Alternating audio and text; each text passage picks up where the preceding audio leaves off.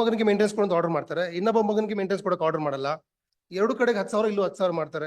ಇದರಲ್ಲಿ ನಿಮ್ಮಿಬ್ರನ್ನ ಬೈಯಲ್ಲ, ಅವ್ರ ಮಕ್ಳು ಮಾಡ್ಕೊಂಡ್ರಲ್ಲ ಅವ್ರನ್ನ ಬೈತೀನಿ. ಅಲ್ಲ, ನಾನು ಯಾಕೆ ಹೇಳ್ತೀನಿ ಅಂತಂದ್ರೆ ಅದೇ ತಪ್ಪಾಗಿರೋದು. ಯಾಕೆ ಹ್ಮ್ ಕೊಡ್ತಿದ್ದಾರೆ times of the order of the small court. ಒಂದ್ ವಾರ ಟೈಮ್ ಬೇಕು, ಒಂದ್ ವಾರ time.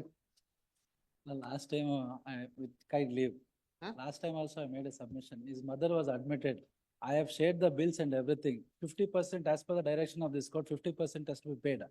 Till date, they have not paid that amount, 7,000 and odd. Prior to that, I have made a memo. Along with the memo, I have produced the details, sir, wherein 3,60,000 is the due. That is also not being paid. Everything which I produced before the court, everything they dispute. And also last time they said, as per the direction of the court, they were directed to pay 10,000. Now 5,000 is paid. They say 10,000 is paid. Totally, the award passed by the trial court and the first appellate court is 10,000. And 5,000 ಬಂದು senior citizen act ಅಲ್ಲಿ ಮಾಡಿ total 15,000 maintenance ಕೊಡ್ಬೇಕಂತ ಆಗಿದೆ. ಅವ್ರು 15,000 ಕೊಡ್ತಾ ಇದೀವಿ ಅಂತ ಹೇಳ್ಕೊಂಡು I have produced along with the memo, I have produced the calculations. I have served the copies on them on the last date also. May I place it before this court, my lord?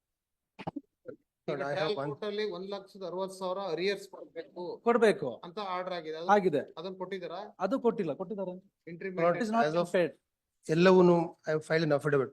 ಹಾ. ಇಲ್ಲಿವರೆಗೂನು entire arrears has been paid. There is no arrears. I am regular in payments ಹೇಗೆ payment ಮಾಡ್ತಾ ಇದೀರಿ ನೀವು? through check, through cash, by online transfers. ಹಾ? Transfers, online transfers ಮಾಡ್ತಾ ಇದೀವಿ.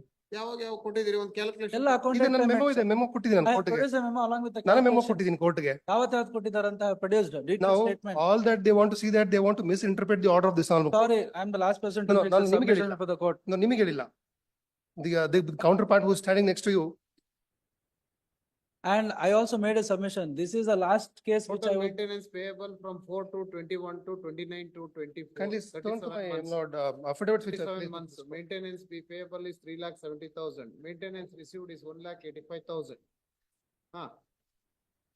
ಇವರೆಲ್ಲ details ಕೊಟ್ಟಿದ್ದಾರೆ. ಟೇಬಲ್ ಫೈಲ್ ಮಾಡಿ every time ಪ್ರತಿ ತಿಂಗಳು ಆಯ್ತ್ರಿ, ಟೇಬಲ್ ಎ ಅಂತ ಮಾಡಿ ಕೊಟ್ಟಿದ್ದಾರೆ. ಹ್ಮ್. ಇದಕ್ಕೆ ನೀವು ಅಬ್ಜೆಕ್ಷನ್ ಹಾಕಿದೀವಿ ನಾವು. ಅಬ್ಜೆಕ್ಷನ್ಸ್ ಹಾಕಿದೀವಿ. ಎಲ್ಲಿದೆ ನಿಮ್ಮ ಇದಕ್ಕೆ ಅಬ್ಜೆಕ್ಷನ್ ಹಾಕಿಲ್ಲ. ಸ್ಟೇಟ್ಮೆಂಟ್ ಜೊತೆ ಯಾವ್ದು? ನೀವು ಪೇಮೆಂಟ್ last date ಮಾಡಿದಿರಿ ಅಂತ ತೋರ್ಸಕ್ಕೆ ಎಲ್ಲಿದೆ ಕೊಡಿ. Kindly turn to my memo, my lord. ಮತ್ತೆ ಇನ್ನೊಂದು ಟೇಬಲ್ ಬಿ ಬೇರೆ ಏನೋ ಒಂದು ಇದೆಯಲ್ರಿ, 80 months. ಅದನ್ನೇ ಅವರು ಈಗ 4 lakhs rupees amount paid is 3,65,000, balance is 35,000. ಯಾಕೆ ಇದು ಟೇಬಲ್ ಎ ಅಂಡ್ ಬಿ ಅಂತ ಮಾಡಿದಿರಿ? Swami, ಇದು senior citizenship ಅಲ್ಲಿ ಮಾಡಿರೋದು. So that is not under challenge before this court. ಹಾ. Only challenge before this court is order passed by the sessions court. ಹಾ. ಅದ್ರ ಪ್ರಕಾರ 10,000 ಕೊಡಿ ಅಂತ ಮಾಡಿದ್ದಾರೆ. ಟ್ರಯಲ್ ಕೋರ್ಟ್ ಅಲ್ಲಿ 10,000 ಕೊಡಿ ಅಂತ ಮಾಡಿದ್ದಾರೆ. ಸೀನಿಯರ್ ಸಿಟಿಸನ್ಸ್ ಅಲ್ಲಿ 5,000 total 15,000 maintenance has to give. 5,000 which is apart order from the senior citizen. As per the order of the trial court as well as the sessions court, they have to pay 10,000 per month from the date of the order. Till that, I have produced my calculation. Let them produce the calculation and show that they have made the entire payment of 10,000 as per the order. ಇದಕ್ಕೆ ನಿಮ್ ತಕರಾರು ಹಾಕಿದಿರೇನ್ರಿ? That has ಹಾಕಿಲ್ಲ. Calculation I'll file that. I'll just look into it. ನೋಡ್ತೀನಿ ಸಮಯ. Statement subject to objection ಅಂತ copy receive ಮಾಡಿದಿರಿ ನೀವು. ಅದು ಯಾವಾಗ? 7/3/24. ಲಾಸ್ಟ್ ಟೈಮ್ ತಮ್ಮ ಮುಂದೆ ಬಂದಾಗ ಇದಕ್ಕೆ ಅಬ್ಜೆಕ್ಷನ್ಸ್ ಹಾಕಿದ್ರ ನೀವು? ಹಾಕಿಲ್ಲ. I'll look into that and file it, my lord. 70. And also I made a As on submission. ಇಲ್ಲಿವರೆಗೂ ಕೂಡ I have records about the maintenance. ಕೊಡಿ ನಿಮ್ ಕೊಡ್ತೀನಿ. I just place it on record. I'll place it on record. Now, not one thing what they want to that ಒಬ್ಬ ಮಗನಿಗೆ maintenance ಕೊಡೋದು order ಮಾಡ್ತಾರೆ, ಇನ್ನೊಬ್ಬ ಮಗನಿಗೆ ಮೇಂಟೆನೆನ್ಸ್ ಕೊಡೋಕೆ ಆರ್ಡರ್ ಮಾಡಲ್ಲ. ಎರಡು ಕಡೆಗೆ 10,000 ಇಲ್ಲೂ 10,000 ಮಾಡ್ತಾರೆ. ಮಾಡೋಣ. Please, ನಾನು ಕೊಡ್ತೀನಿ. I will place it on record. And also I made a weeks time submission ಕೊಡಿ before sir. the court. This is the last case I want to fight it out in the court because it end of the day is a son, both are sons. It is their duty to take care of their mother, which has not been questioned. Hence she is before the court. Now she is bedridden and private care has been taken. Every day nurse has to be there who has to look after her daily, attend to her daily needs. 25,000 that also I paid and I have produced the receipt.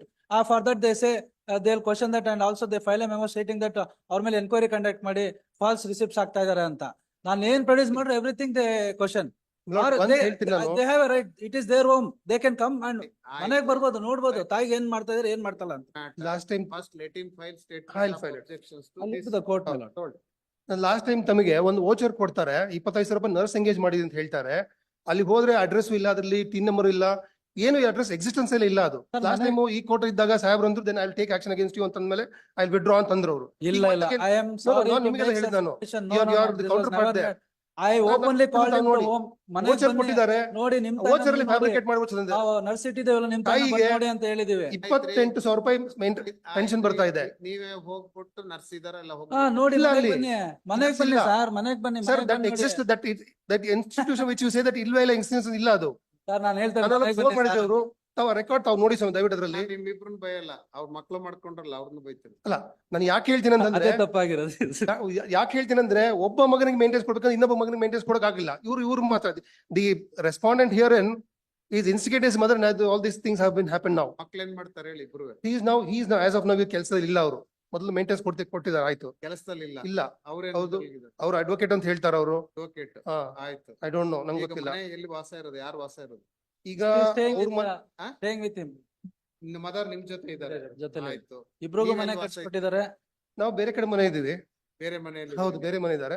Maintenance ಕೊಡ್ತೀರಾ 10,000 ರೂಪಾಯಿ. ಹಾ. ತಾಯಿಗೆ 25,000 ರೂಪಾಯಿ ಮೇಲೆ pension ಬರ್ತಾ ಇದೆ. ಅದನ್ನ disclose ಮಾಡ್ಲಿಲ್ಲ. ಹಾ. ನಾವು 10,000 ಕೊಡ್ತಾ ಇದೆಯಲ್ಲ, 35,000 ರೂಪಾಯಿ ಆಯ್ತು ಅವ್ರಿಗೆ. ಏನ್ ಕೆಲಸ ಮಾಡ್ತಾ ಇದ್ರು? ತಂದೆ He was a bank employee. retired bank manager. Bank employee. ಹೌದೌದು. ಇಬ್ರಿಗೂ ಮನೆ ಕಟ್ಸ್ಕೊಟ್ಟಿದ್ದಾರೆ. ಓದಿರೋದೇನು? ಇಂಜಿನಿಯರಿಂಗ್ ಓದಿದ್ದಾರೆ. ಇಂಜಿನಿಯರಿಂಗ್. MCA. ಒಬ್ರು ಲಾಯರ್, ಒಬ್ರು ಇಂಜಿನಿಯರಿಂಗ್. MCA ಯಾರು? ಇವರು ಹಾ, ಪಟಿಷನರ್. MCA. ನೀವೇನ್ ಕೆಲಸ ಮಾಡ್ತಾ ಇಲ್ಲ ಅವರು? ಇಲ್ಲ, ಇವಾಗ ಹೋಗ್ತಿದ್ರು ಅವರು. ಈಗ ನಾವು ಆಫ್ ದಿಸ್ ರೆಸೆಷನ್ ಕೆಲಸಕ್ಕೆ ಬಿಟ್ಟಿದ್ದಾರೆ. ರಿಟೈರ್ಮೆಂಟ್ ಬೆನಿಫಿಟ್ಸ್ ಅಲ್ಲಿ ಮನೆ ಕಟ್ಸ್ಕೊಟ್ಟಿದ್ದಾರೆ ಇಬ್ರಿಗೂ. ಲಾಯರ್ ಅವ್ರು- ಮಾಡ್ಕೊಂಡು ಅಪ್ಪ ಅಮ್ಮ ಕೋರ್ಟಿಗೆ ಬರ್ಬೇಕೇನ್ರಿ? You both sit together and take decision. This is what I offered. ಇಲ್ಲಿ ತಾಯಿ ಬಂದಿದ್ರೆ ನಮ್ಗೇನ್ ಚಿಂತೆ ಇಲ್ಲ. ಹಾ. ತಾಯಿ ಹೆಸರು ಹೇಳ್ಕೊಂಡು ಅವ್ರು ದುಡ್ಡು ಮಾಡ್ತಾ ಇರೋದು. ಹಾ. ಮೊದಲನೇ ಮಗ. ಹಾ. ತಾಯಿಗೆ 25,000 ರೂಪಾಯಿ ಪೆನ್ಷನ್ ಬರ್ತಿದೆ. ಹಾ. 10,000 ರೂಪಾಯಿ ನಾವು ಕೊಡ್ತಾ ಇದೀವಿ. ಹಾ. 3 ಲಕ್ಷ ರೂಪಾಯಿ ಡೆಪಾಸಿಟ್ಸ್ ತಗೊಂಡು ವಿಡ್ರಾ ಮಾಡ್ಕೊಂಡಿದ್ದಾರೆ. ಹ್ಮ್. ಇದೆಲ್ಲ ಕನ್ಸಿಡರ್ ಮಾಡಿ ಈ ಕೋರ್ಟ್ ಎಂಟ್ರಿ ಮಾಡ್ಕೊಂಡು ಕೊಟ್ಟಿದ್ದಾರೆ. ಹ್ಮ್. 5 ಲಕ್ಷ ರೂಪಾಯಿ ಕೊಟ್ಟಿದ್ದಾರೆ. ಯಾಕೆ ಕೊಡ್ಬೇಕು ಅಂತ ಫೈಂಡಿಂಗ್ಸ್ ಇಲ್ಲ. ಹ್ಮ್. ಅಬ್ಜೆಕ್ಷನ್ಸ್ ಹಾಕಿ ನೋಡ್. I'll file that. 2 weeks time ಕೊಡಿ, ನಾನು 2 ನೋಡ್ತೀನಿ. weeks ಹಾಕ್ಬೇಕು. 2 weeks. ವಾರ ಅಲ್ಲ, ನಿಮಗೆ- ನನಗೆ ಅಲ್ಲ ಅದ್ರಲ್ಲಿ ನಿಮಗೆ ಕಾಪಿ ಸರ್ವ್ ಮಾಡಿ ನಂದು ಮಿಸ್ಟೇಕ್ ಅದಕ್ಕೆ 7-3 ಅಲ್ಲೇ. ಹೌದು. ಮತ್ತೆ ಕೊಟ್ಟಿದ್ದಾರೆ, ನಾನು ಇಲ್ಲ ಅಂತ ಒಂದು ಹೇಳಿಲ್ಲ. ವಾರ ಕೊಡ್ತೀನಿ ಅಷ್ಟೇ. The counsel for the petitioner seeks 1 week time, seeks 2 weeks time to file objections to memo. And the same was served on 7/3/24 itself. And hence it is appropriate to grant 1 week time. Please this matter next Friday raja alla, next Thursday haki. Grateful. 28/3 alla.